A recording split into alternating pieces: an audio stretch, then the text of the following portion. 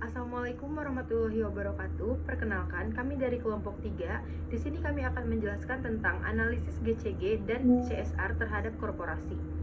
Dengan topik pengaruh penerapan GCG dan CSR terhadap perusahaan.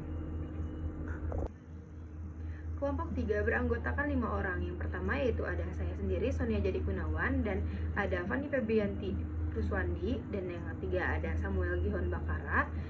Yang selanjutnya ada Mahyogi Suara Yesta Putra, dan yang terakhir ada Muhammad Husni Firdaus.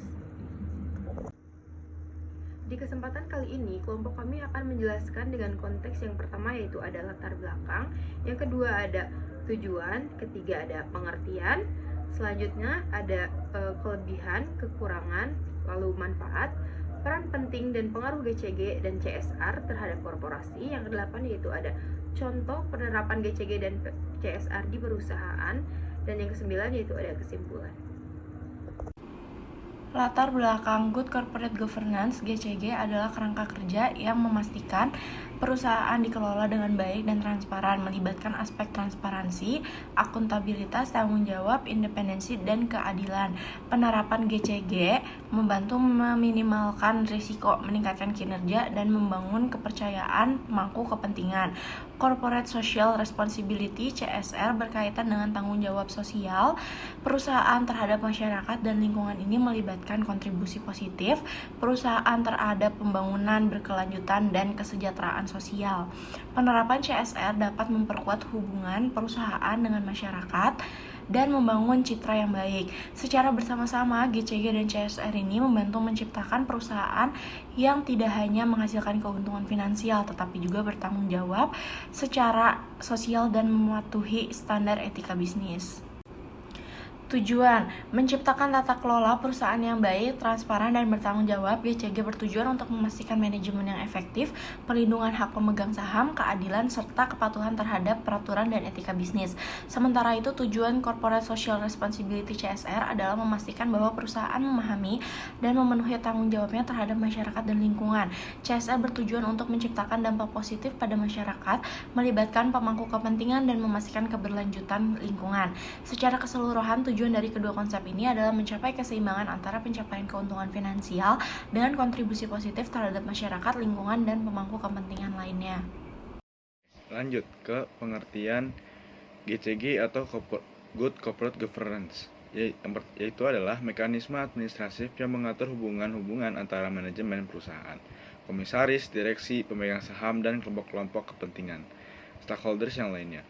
Hubungan-hubungan ini dimanifestasikan dalam bentuk aturan, permainan, dan sistem intensif sebagai kerangka kerja yang diperlukan untuk menentukan tujuan-tujuan perusahaan dan cara-cara pencapaian tujuan-tujuan serta pemantauan kinerja yang dihasilkan. Lanjut ke pengertian CSR atau Corporate Social Responsibility, yaitu suatu tindakan atau upaya yang dilakukan perusahaan sebagai bentuk tanggung jawab perusahaan terhadap masyarakat atau lingkungan sekitar, baik secara langsung ataupun secara tidak langsung. Oke, lanjut ke kelebihan GCG dan CSR. Kelebihan GCG yaitu yang pertama, menciptakan sistem pengendalian yang kuat untuk menjaga berbagai aspek suatu perusahaan seperti keputusan, pendanaan, kebijakan, dividen, dan profitabilitas CSR dan GCG. Yang kedua, memberikan transparansi dalam informasi kepada investor dan stakeholder lainnya. Ketiga, mengurangi biaya agensi, meningkatkan efisiensi. Dan keempat, GCG membantu perusahaan mengidentifikasi dan mengelola risiko dengan baik, sehingga dapat mengurangi kemungkinan terjadinya kegagalan atau skandal. Yang kedua, itu kelebihan dari CSR. Yang pertama, itu mengatasi beban ilegitimasi dari stakeholder. Yang kedua, membantu perusahaan menjaga keseimbangan antara hubungan keuntungan dan keterlibatan masyarakat. Yang ketiga, meningkatkan kinerja perusahaan dan meningkatkan nilai pasar perusahaan. Dan yang keempat, membantu perusahaan mencapai kelanggahan sosial, ekologis, dan ekonomi. Yang kelima, meningkatkan reputasi dan brand equity perusahaan. Yang keenam, program CSR dapat memperkuat hubungan dengan berbagai stakeholder termasuk konsumen, pemerintah, dan masyarakat setempat. Yang kelima, kekurangan. Kekurangan GCG yang pertama, menerapkan prinsip-prinsip GCG bisa memerlukan investasi signifikan, terutama dalam hal pelatihan, teknologi, dan perubahan struktural. Ini bisa menjadi beban keuangan bagi beberapa perusahaan. Yang kedua ada meskipun GCG dirancang untuk meningkatkan stabilitas dan keberlanjutan perusahaan, implementasinya tidak selalu menjamin keberhasilan atau mencegah terjadinya skandal atau kegagalan. Yang ketiga, ada evaluasi keberhasilan implementasi GCG bisa sulit dilakukan. Beberapa indikator keberhasilan seperti budaya perusahaan yang baik sulit diukur secara kuantitatif. Selanjutnya ada kekurangan CSR, yaitu yang pertama, implementasi CSR tidak selalu berdampak positif terhadap nilai perusahaan. Yang kedua, program CSR yang terkait dengan bisnis inti perusahaan dapat dilihat sebagai usaha semata-mata untuk meningkatkan citra tanpa dampak nyata pada keberlanjutan atau tanggung jawab sosial. Yang ketiga, ada implementasi program CSR tertentu, terutama yang melibatkan investasi besar dalam proyek sosial atau lingkungan, dapat menimbulkan tekanan pada keuangan perusahaan. Yang keempat, mengukur dampak nyata dalam program CSR, terutama dampak sosial, bisa menjadi tugas yang sulit. Beberapa hasil positif yang mungkin diukur secara langsung. Yang kelima yaitu, terkadang program CSR mungkin tidak sepenuhnya sesuai dengan harapan nilai pemegang saham yang mungkin lebih berfokus pada keuntungan finansial. Selanjutnya nomor 6 ada manfaat. Manfaat penerapan corporate governance yang pertama yaitu ada kepatuhan hukum, yang kedua ada transparansi dan akuntabilitas, yang ketiga ada perlindungan pemangku kepentingan, yang keempat ada efisiensi operasional, dan yang terakhir ada pertumbuhan jangka panjang. Selanjutnya ada manfaat penerapan corporate social responsibility. Yang pertama ada reputasi perusahaan, yang kedua ada keterlibatan masyarakat, yang ketiga ada pengembangan SDM dan komunitas, yang keempat ada manajemen risiko reputasi, yang kelima ada kepatuhan regulasi dan etika, dan yang terakhir ada daya tarik pemangku kepentingan. Nah, selanjutnya ada poin ketujuh yaitu peran penting atau pengaruh GCG dan CSR terhadap korporasi. Penerapan GCG dan CSR dapat memberikan pengaruh yang positif bagi perusahaan. Nah, antara lain ada meningkatkan kepercayaan investor dan pemangku kepentingan lainnya. Perusahaan yang menerapkan GCG dan CSR dianggap lebih transparan, akuntabel, dan bertanggung jawab. Selanjutnya, meningkatkan kinerja perusahaan.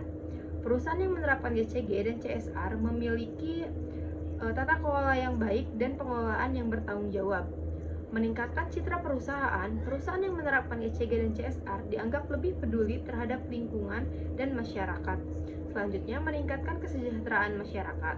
CSR dapat meningkatkan kesejahteraan masyarakat karena CSR dapat memberikan manfaat pada masyarakat seperti bantuan kepada masyarakat yang membutuhkan, pembangunan sarana pendidikan, dan kesehatan, serta pelestarian lingkungan.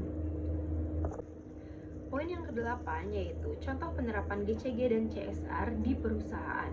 Nah, contoh yang kita ambil yaitu PT Bank Rakyat Indonesia Persero (TBK) menerapkan CSR dengan memberikan beasiswa kepada anak-anak karyawannya, membangun sarana pendidikan dan kesehatan, serta memberikan bantuan kepada masyarakat yang membutuhkan.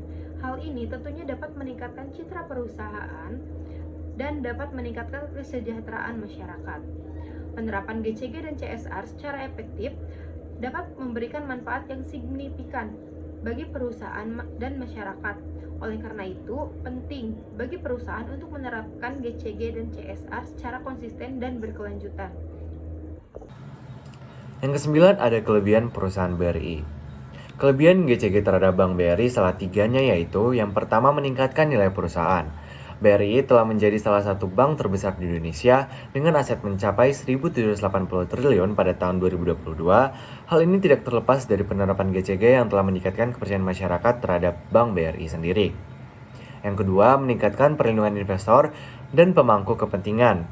BRI telah berhasil melindungi investor dan pemangku kepentingannya dari penyalahgunaan wewenang oleh manajemen perusahaan. Hal ini dapat dilihat dari meningkatnya kepercayaan investor dan pemangku kepentingan terhadap Bank BRI. Yang ketiga ada meningkatkan efisiensi dan efektivitas perusahaan. Telah berhasil meningkatkan efisiensi dan efektivitas operasionalnya melalui penerapan GCG.